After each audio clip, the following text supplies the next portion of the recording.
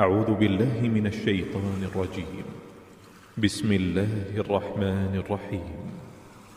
هل أتاك حديث الغاشية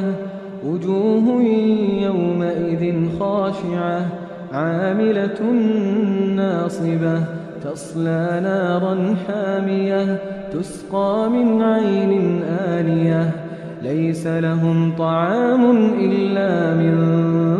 ضريع لا يسمن ولا يغني من جوع وجوه يومئذ ناعمة لسعيها راضية في جنة عالية لا تسمع فيها لاغية فيها عين جارية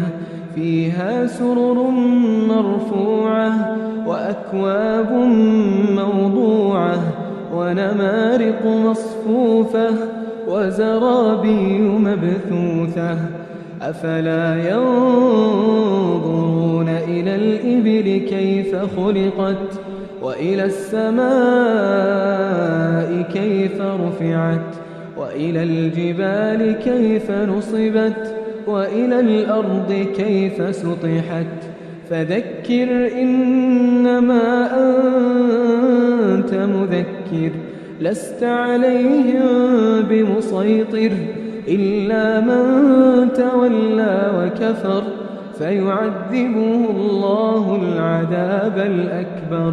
إن إلينا إيابهم ثم إن علينا حسابهم.